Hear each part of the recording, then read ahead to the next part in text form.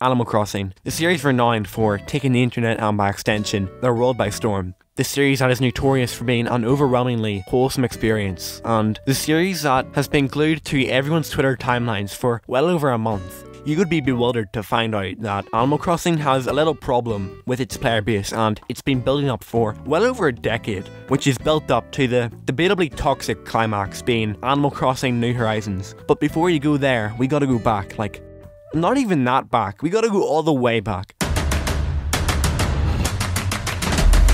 Animal Crossing initially released to the West in 2001 on the GameCube, and earlier than that in Japan, this being a first-party Nintendo property, Animal Crossing being the birthplace of, well, you know, the Animal Crossing community. It was a relative success, all things considered, as, well, it did sell 2.3 million units, which is a pretty substantial amount considering the GameCube had only sold 22 million units in its lifetime. Not to mention, Animal Crossing was a dawn of a new Nintendo IP, which is a very rare thing to come by. At this time in 2001, Animal Crossing didn't really have an online presence. However, at the same time, it didn't need to. It was just a regular life simulator. But what it did have was why it was so enthralling. Animal Crossing on the GameCube was a game full of charm, and the world itself had the word unique written all over it. So many intricate details and so many different interactions you can have. Features and, I mean, just overall, things you can do in this game are insane. The characters in the game were vital into making the world immersive and keeping players, well, you know, playing. Characters like Tom Nook being the pinnacle of capitalism, holding you hostage to pay off your loan. But Tom Nook, he isn't even that bad, but that's a story for another day. But needless to say, no wonder why Animal Crossing on the GameCube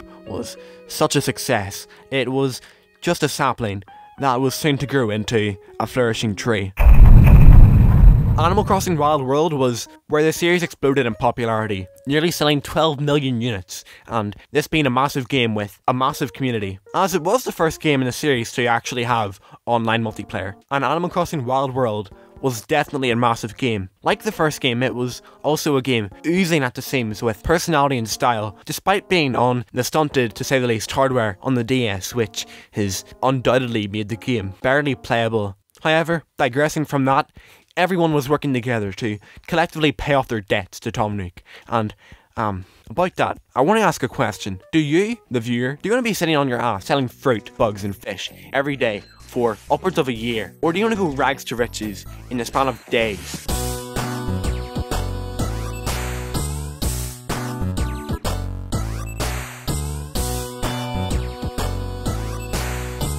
I can personally say that Animal Crossing Wild World has awakened my inner capitalist and my inner businessman, just like how it has awakened the inner businessmen in thousands, if not millions of kids. And this could all be attributed to one measly hog, Joan, and by extension Daisy May. Joan is the hog responsible for all of our Wall Street ambitions, as Joan sells turnips every Sunday from 6 AM to 12 PM. The buying price of these turnips can range from anything as low as 90 bells to as high as 110, but that's not the appeal here. The appeal is something much more interesting and, debatably, well no, factually, much more infuriating. What I haven't mentioned about the turnips yet is the main appeal and the catch. The main appeal of the stock market is the buying price from Timmy and Tommy, and in Animal Crossing New Leaf it's Reese. Oh ho ho! Strike gold and you're rich. The selling prices for these turnips change twice a day, fluctuating between 60 bells and a cap of around 700. So, let's use an example that I have handy. I bought an inventory of turnips last week. I spent around 300,000 on turnips and I ended up with around 3,300 turnips. Most of the time in your island you won't really get much luck with your prices, as most of the average player base will get something like 140 at most. But that's when the world of social media opens wide. I was lucky to find an island with a selling price of 620, so I went over there and sold my turnips and I got a whopping 2 million bells from it. And that's a hefty profit. But, and it's a big but, the catch to the stock market is, like stock in real life, it increases and decreases. You buy stock and sell it later on for a higher price with hopes of a good profit. So how could they possibly manage to integrate this whole philosophy into Animal Crossing? Well, turnips rot in a week, giving stakes to the turnip transactions. You can either wait for your turnips to increase to an all-time high, risking allowing your turnips to rot, or you could sell prematurely and lose out on potentially hundreds of thousands of bells. Or the third option, you could interact with others in the community. The community in Animal Crossing is quite possibly the nicest community out there, at least I think it is anyways. The community is always so nice, and in fact, there are several different servers on Discord dedicated to helping each other progress through the game. Furthermore, there are actual websites used to selling items, like for example Nookazon. Yeah, the desperation for success on the stock market has resulted in thousands of players clanging on Twitter for islands with good sell prices, and you know what they say in business, right? Supply and demand, my friend. Of course, back in the Wild World days, this would all be scaled back drastically as the internet was still somewhat premature. However, there would still be a lot of forums dedicated to discussing the game and helping each other out. Sadly, I only knew this through research, as I was not there to experience the Animal Crossing Wild World community, as I was a toddler. Animal Crossing New Horizons has recently came out, and I am a responsible 16-year-old man, and my turnip prices are terrible, so let's see what's out there. Oh. All of a sudden, with the market of fledgling turnip traders, there was now demand for high prices, which allowed for time travelers to actually have a place in the Animal Crossing society. Time traveling is something that is sort of taboo. I mean, it depends on who you talk to, but everyone's got different opinions. However, time travelers are fantastic in this scenario, as they can always have high turnip prices, because unlike the majority of players on Animal Crossing, where they play day in and day out, time travelers can do weeks worth of work in a matter of hours, and in the case of the turnip prices changing twice a day, time travelers are a gift, as they can just switch your system clock as they please. So, we have a system in place for hustling, bustling players to come up and be turnip millionaires. However, everyone in the production line has got to get a pay, right? With any company in real life, it's likely got a production line, and you have to pay the people in the production line in order to keep the company going. Adapt that to Animal Crossing, and you have the people hosting the islands. You're not just gonna waltz up there and wring their Timmy and Tommy out for all they're worth. I mean, well, you can, but you look like a bit of an asshole. Okay, it depends on person, but shut up. So, with the majority of users who host their islands for others to sell turnips, there is expected to be a tip, and there is in a lot of cases, as it is a staple in the Animal Crossing community as a sign of Animal Crossing hospitality.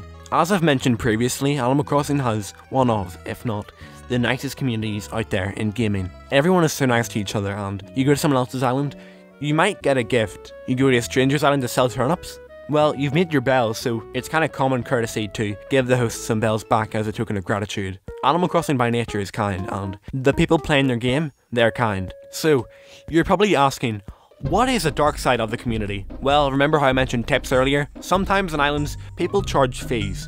Now, fees are fine on its own. However, it depends on how it's done that could get on the wrong side of some people. Some people on Twitter will post about having an island with turnip prices being abnormally high, like being 650 bells per turnip, for example, but they'll charge a fee for entering the town. This is done via a gate system, I guess. I mean, you make a little walkway and then block it off. Then, whenever the guest drops a fee in the ground, that is when you allow them into your town to go on and sell their turnips. But some people lie about their turnip prices, and so people go into their towns and give their fee, and then go in the next cranny to be greeted with a wee measly 64 bells per turnip, compared to the 650 advertised. And in a lot of cases, the fees to get into these islands can be expensive, as I've seen islands with fees of upwards of 5 Nook Mile tickets.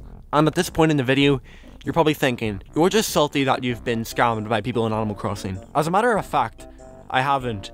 I've just seen so many innocent people on Twitter be scammed in Animal Crossing. Furthermore, but a little bit different of a point, there is also a group of people on Twitter in the Animal Crossing community that exclude time travelers from their little circle.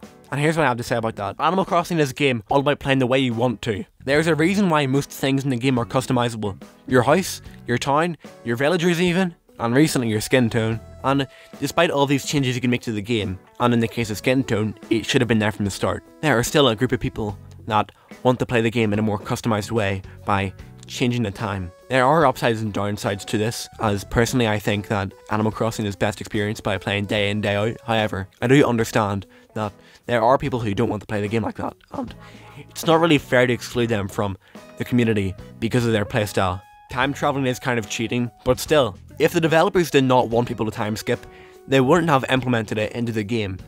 This conversation comes up every time a new game releases. However, since New Horizons has come out at a time of, well, now, the ethics of time traveling has been all the more present. At the end of the day, I'll end this off on a Reggie quote. The game is fun. The game is a battle. If it's not fun, why bother? If it's not a battle, where's the fun? If you don't time travel, that's fine. If you want to time travel, go for it. You help people out by getting good turnip profits and just in general helping others out. But the turnip market on Twitter especially, that community is quite possibly the stupidest I've ever seen in my life. You have K-pop Twitter outright lying about having turnip prices to get follows and get you to stream whatever they're promoting. And furthermore, you see a good price and instantly there's 20 replies begging to get in, and you have people putting out extortionist fees to get a mediocre sale. Then you go over to Instagram, which I'd say is questionably better. There's a few accounts that host islands, but usually the fees are sort of costly. The only good place I'd recommend for selling turnips would ironically be Facebook groups or Discord, which individually have their own problems. However, you can't always trust those on Twitter, and the people on Instagram might rip you off. I suppose the turnip market on Animal Crossing New Horizons is a mixed bag. However, one thing is, there's an abundance of desperate turnip sellers that will do many things to try and get a sell on their turnips and ultimately get a profit. Just be wary of who you work with and remember to give a tip or a gift as a thanks.